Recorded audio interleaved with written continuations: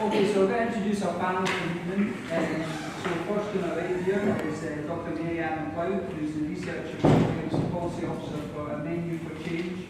A Menu for Change is like a sort of coalition of food groups that are doing work around food insecurity and child poverty action group. Yeah, Oxfam Scotland, Poverty Lines and Irish Scotland. And then next to me is Abi Mordin.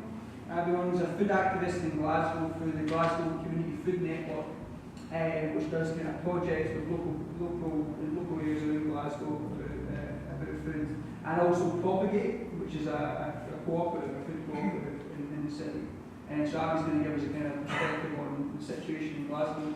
And then first to the right is Patrick Harvie, who's a Glasgow MSP and co-convener in Scottish Greens, and he's been supportive of food justice and food sovereignty and supporting the trying to push for the Good Food Bill in the Scottish Parliament, which is one of the things we're going to discuss tonight about how we collectively changes at the Scottish level on food issues as well.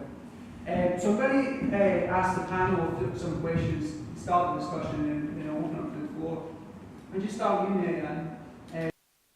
Yesterday, just give us a flavour of the situation in Scotland when it comes to poverty and food, and what you think are the key things we need to understand about why the situation's got worse and is getting worse in Scotland in terms of food and poverty. Okay. Well, the research that we published yesterday was a piece of work we did with the Independent Food Aid Network. So that's an organisation that tries to kind of provide a voice and network groups that are providing different kinds of food aid but might not be part of the Trust network. So that's probably the organisation that most of you have heard of that is the biggest kind of provider of food banks in the country, and we work with them to measure the numbers of food parcels that are given out by food banks that aren't part of the Trust. The Trust publish their data annually, but we know that there are so many other groups that are doing this kind of work.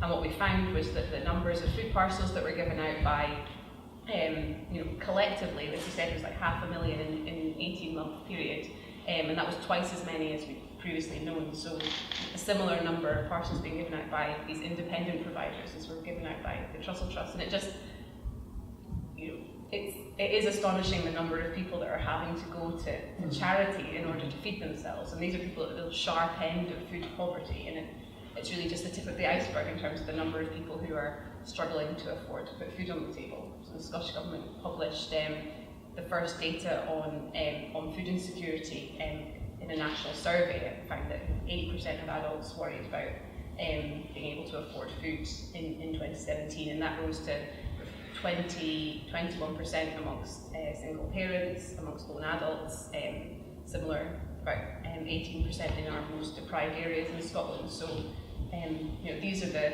people who are really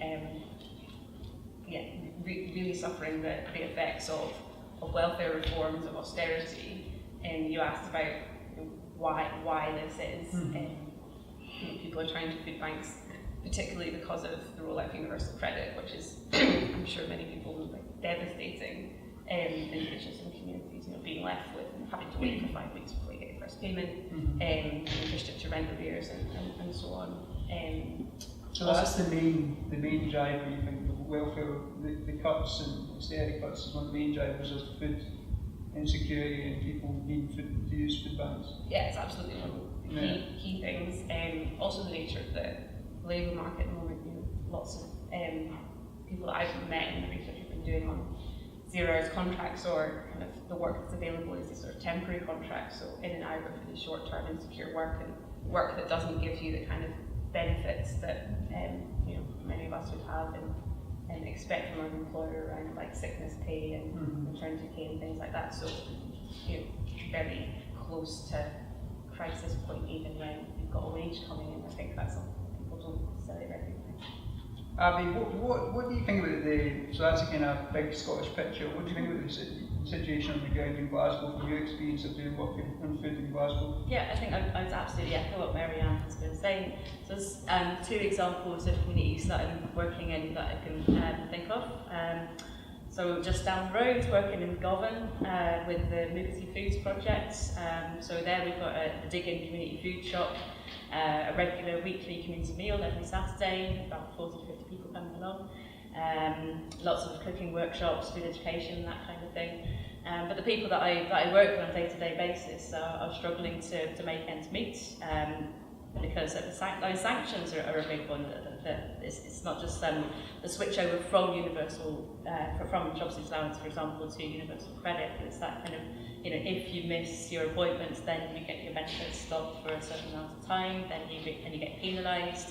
So there's a huge sort of gap in people's income, and just as Mary Anne was saying, people are kind of scrounging around to find parts of piecemeal jobs just to get some food to put money to the food on the table. So yeah, the situation is difficult, but there's some brilliant projects that are doing some fantastic stuff with people across the whole of Glasgow to try and kind of combat that situation. So the Digging Community Food Shop is one of those, where we do kind of affordable and accessible fruit and vegetables. So it's not free, but it's kind of cost price, the wholesale prices. So we don't put any markup on the fruit and veg or the whole foods that come in the door. The pantry model is just getting off the ground in Rocasey. So that's Rocasey Parish Church, along with a few other organisations up there. I think the Housing Association have got quite a big part to play in it. That's the City Council supporting it. And that's the kind of idea where you pay a kind of monthly sort of membership or subscription kind of fee, which is, I can't remember how much they're actually charging, but it's pretty cheap. And it's set up like a shop rather than a food bank, so people can kind of go in and sort of help themselves to stuff off the shelves, and it's kind of it's accessible food delivered with dignity.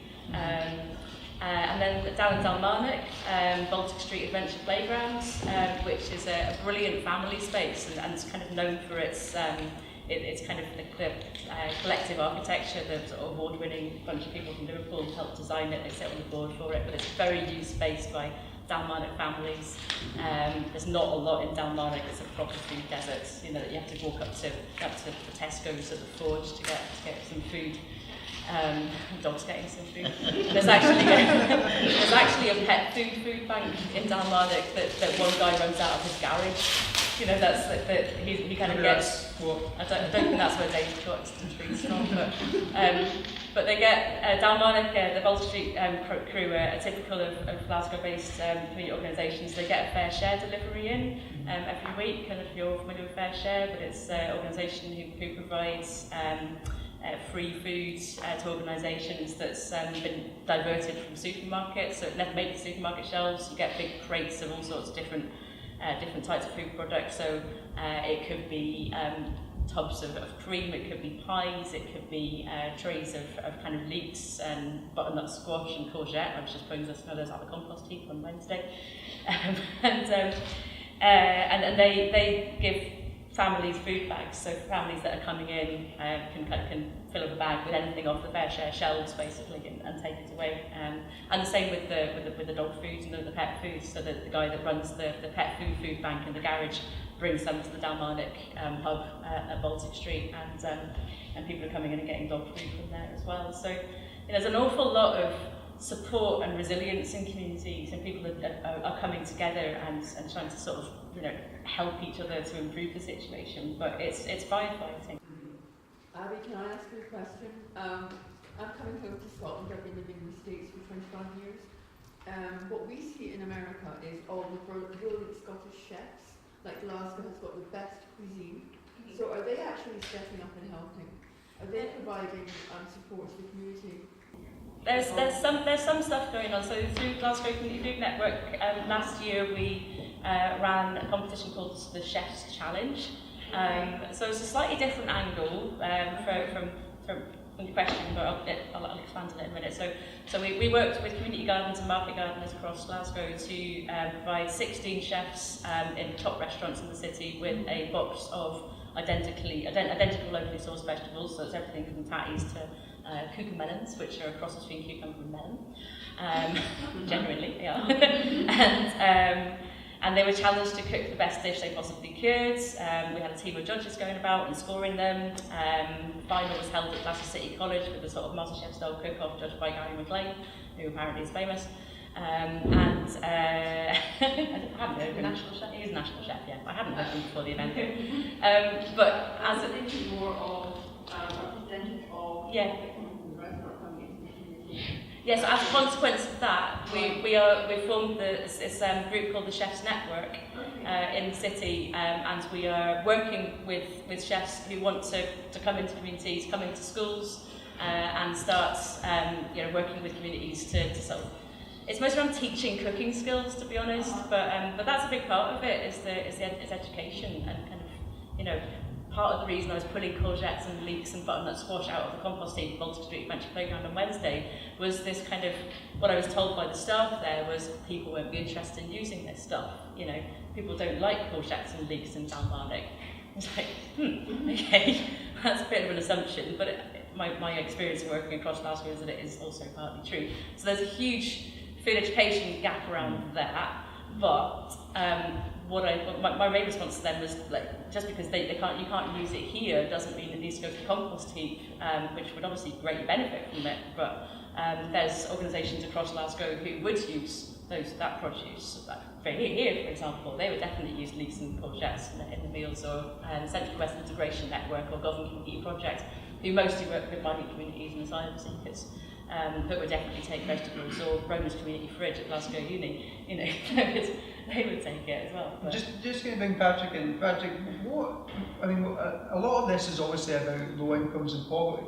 That's a lot of the big issue with food. But what's the actual problems with the food system, in your perspective? What's the problem with the food system itself in Scotland, the UK? I think we do need to acknowledge that it sits within that context of grotesque economic inequality, and probably no food system that you could have could just wish away all of the problems that come from that. But one of the problems with if you see rising food prices comes from that poverty and inequality. Another problem that leads to people spending too much on their food is the way that high value added food gets marketed at people, and we're all of us being bombarded with adverts telling us what to buy and where to buy it from, and it's not necessarily about buying the affordable food, the affordable healthy diet. You don't actually need to be wealthy to have a healthy diet, and when people get much wealthier, they don't necessarily eat better food. You need to not be in poverty, you need to have enough, absolutely, but it's not a question that that globally the poor half of the world are all suffering problems, and the rich half of the world or the rich minority of the world are all doing really well. We've got a food system that isn't working for anybody's interests. It's selling unhealthy food to people with money, and it's leaving people without money, without any choice, and often not just without the choice about where to buy food, but also without the time that they would need to grow or make their own food, without access to the resources or the skills to do that. Meanwhile, a tiny number of giant agribusinesses rake in the profit from a food system where a third of the food that we produce on the planet goes to waste. A third of the food that we produce globally goes to waste. And you think about all of the work that's gone into that, all of the economic resource that represents, but also all of the environmental impact in a world where we are literally killing our own ecosystem right now.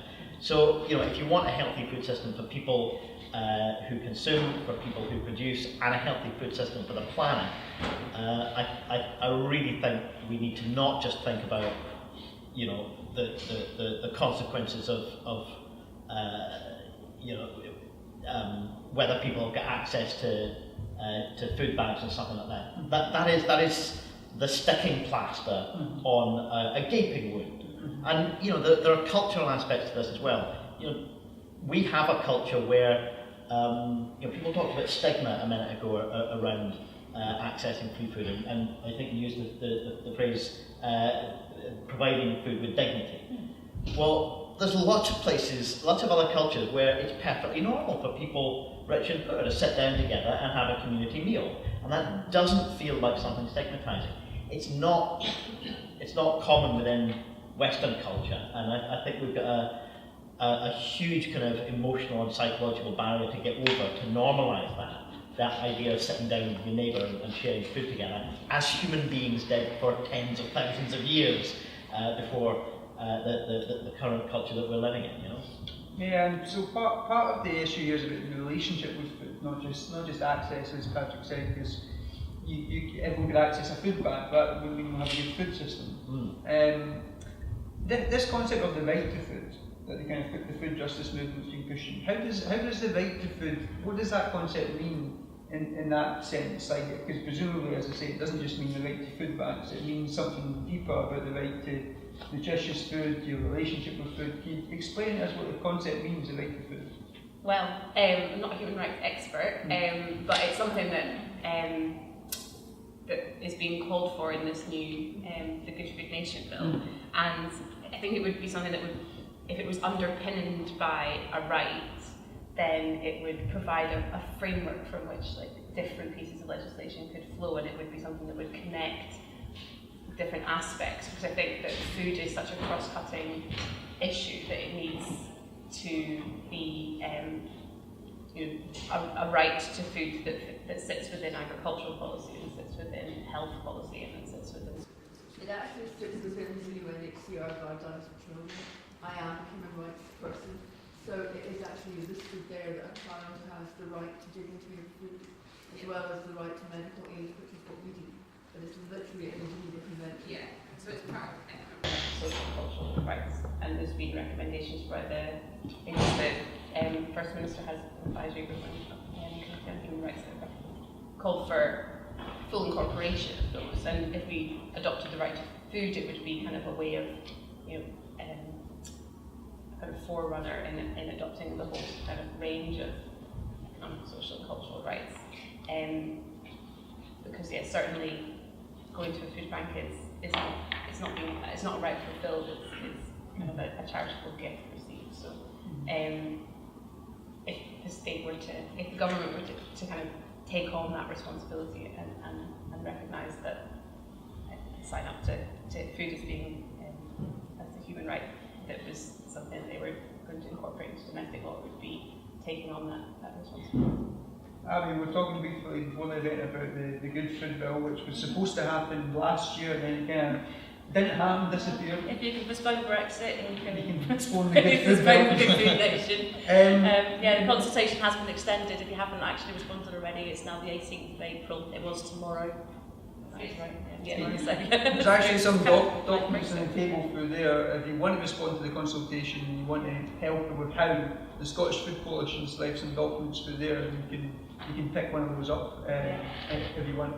What I was going to ask you about that is, as someone who works on the ground level, what do you want to see from changes at the political level? What could Hollywood do which would actually make a big difference?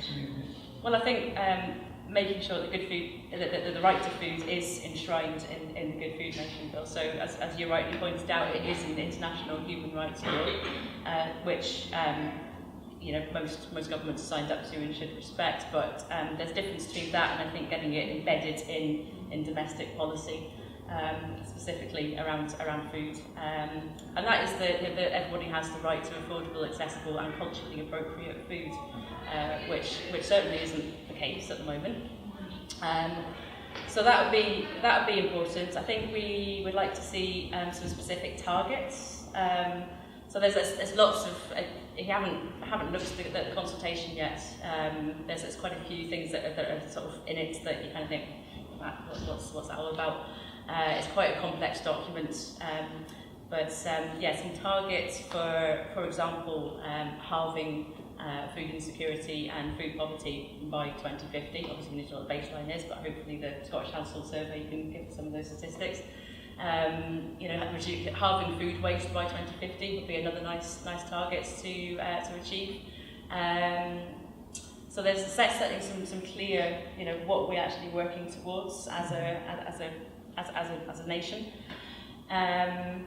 And the other thing that's kind of worth picking over in the consultation is the accountability aspect. So currently, the government are proposing that ministers are only accountable to themselves, and there isn't an independent Scottish Food Commission set up that monitors progress on some of these proposed targets. So if you are planning to respond, then please disagree with that question, because that's your options: to strongly agree, to strongly disagree, and somewhere in between. So yeah, we need an independent commission that is set up and established and comprises not just food experts and people working in food businesses, but also people with lived experience of food poverty and food insecurity. I think that's really important, that people's voices are heard and people's voices are represented. The consultation has not been easy to respond to. As Glasgow Community Food Network, we've been out working with a few different organisations, going over the questions, dissecting what they mean, translating them, and trying to steer people towards the answers that will be good to give. But yeah, as a layperson, it's not easy reading, so it needs people to kind of steer people through it, I think, and that's the big criticism that we have. How long is that consultation? 18th of April is the deadline now. It was launched on the 21st of December. No, well, the deadline was tomorrow, and as of 3 days ago, I think it was extended. At least that's when I checked my emails. So. Patrick, what do you think is and don't just say it because they're not in the Green Party, but what do you think is blocking the Scottish Government from doing this? Well, they're not the Green Party. Okay, thanks for lining that one up. No, I don't want to make two-party political a point about this, because the point I'm going to make would probably be relevant to any political party that was in government. A political party that's in government is a range of different people. It is not just one leader and one manifesto and that's everything that happens. So within the Scottish Government, there are people who absolutely get this agenda and I think are sincerely signed up. And I would cite people like Richard Lockhead and Rosanna Cunningham as being on the right end of this argument. People for whom a debate about food in Scotland should not just be about salmon exports. It should be about what are people eating here? Where is it being produced? What are the lives of the people who are producing it? What's the environmental impact? And what's our relationship with the wider world as well? Because so much of food is global and isn't all about local production. So there are people within the Scottish Government who get that and who want that to be the agenda. And then you have people like Fergus Ewing who will see this debate as one. He seems to regard his job as to be the political wing of the National Farmers Union, and to see the economic question of food as being all about exports. How much salmon do the Chinese want to buy? What's our reputation? What's Scotland's global profile in terms of food? The idea that we have a global brand that's about good food. Or Western, yeah. But the idea that it's a global brand that's about that, rather than it being the actual lived reality of what's on people's plates, how does it get there, and what does it do to them when they eat it. So food is everything. Food is such a big, broad debate. It's about economics, yes, absolutely, but it's also something very, very intimate. It's what we put in our bodies, what we make our bodies from. It's about our relationship with the wider world. And I think there are people in the Scottish Government who get it, and there are other people who are trying to prevent that agenda from going in this direction and just want to see it in narrow kind of GDP terms, export value, global brand Scotland kind of stuff. So, is anyone relating back to healthcare stats here? I'm sorry, I find it difficult to hear you. Back to healthcare stats, is anyone looking at medical? Yes. In terms of the impact on stroke? Yeah, I think the answer is yes, but not enough. I would like a good food nation bill and an approach to food from the Scottish Government that is also shaped from within health policy and public health policy in the broadest sense. But yeah, the last thing I want to say is, because there is this range of attitudes within the government, not all consultations have the effect that we want to do. Sometimes you take part in a consultation and you're going through the motions and somebody's already decided. I think on this one, because there is this range of attitudes within the government, it really is worth taking part and being heard, and encouraging others to do that as well. Yeah, and what about who owns and controls our food production? So we've been doing a week of coverage on CommonSpace looking at different aspects of the food system. And we've done a piece about monopolisation of food. So 98% of the grocery market is controlled by 6 or 7 supermarkets. So it's a very high concentration of ownership.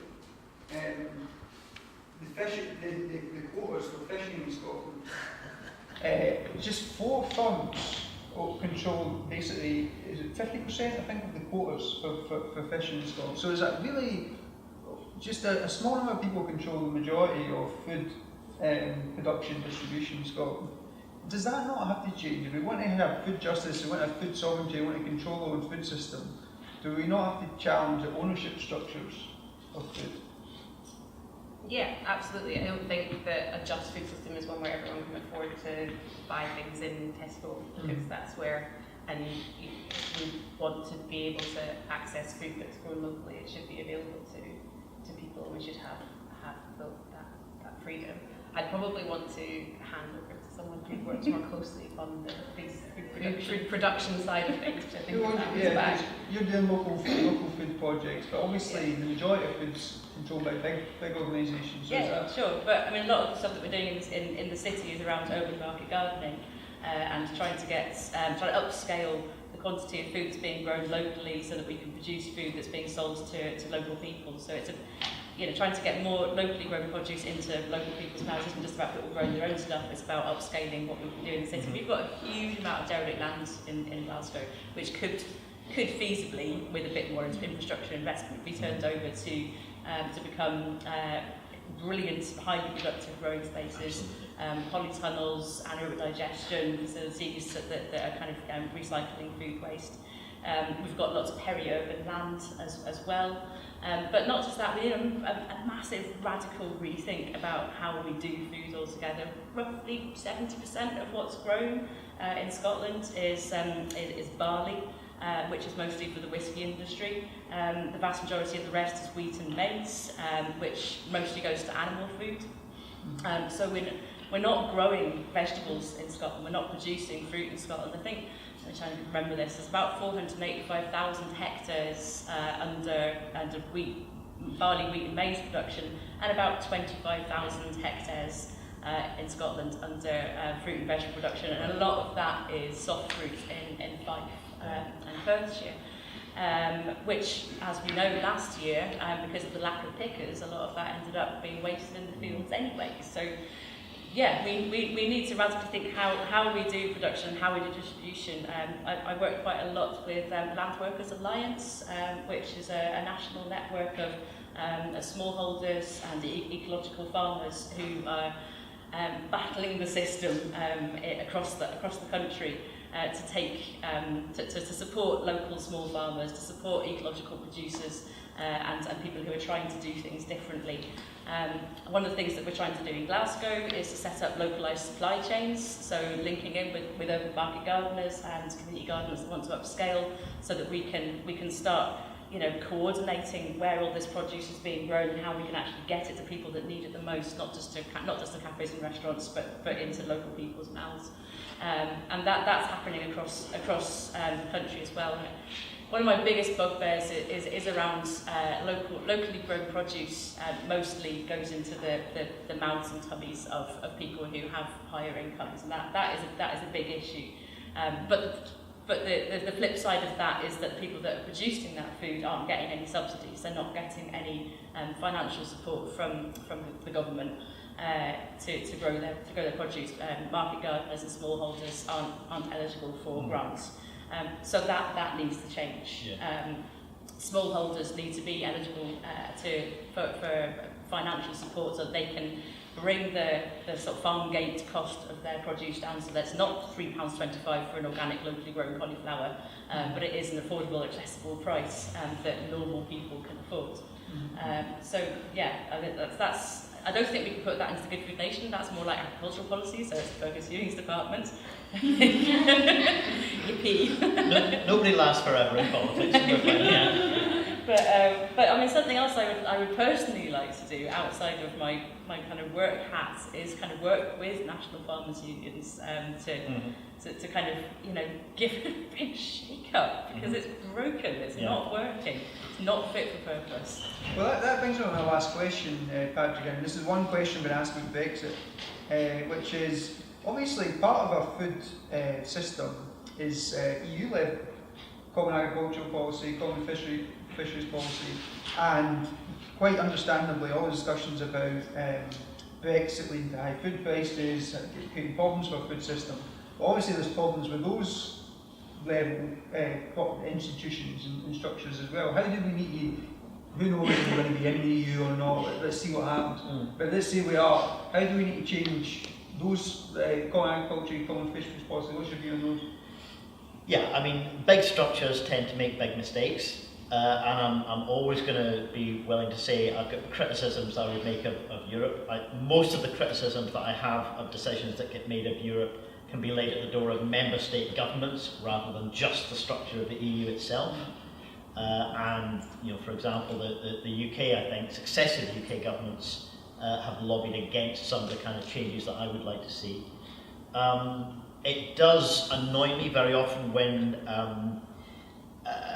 certainly on something like the common fisheries policy, it's almost as though the debate in Scotland between pro and anti-European voices in Scottish politics has been about who hates the common fisheries policy the most.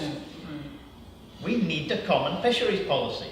Maybe we need to change the one that we've got, and maybe we need to acknowledge that there was harm done in previous generations. When you get economic changes, you need to invest in the people so that people aren't left on the economic scrap heap.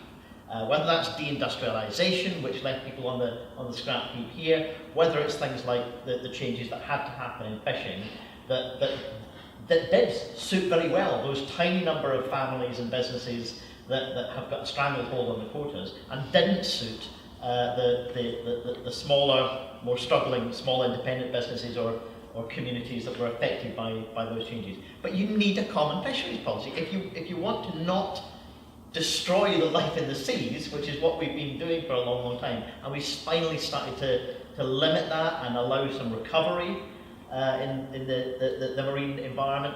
If you want to move in the right direction, you have to do these things on a common basis. So, I mean, even the UK government's Brexit documents, the withdrawal agreement and the political declaration, they include sections on fisheries which basically say there will be access to waters, access to markets and quotas. They don't want to call it a common fisheries policy, but that's essentially what it is, because there has to be one.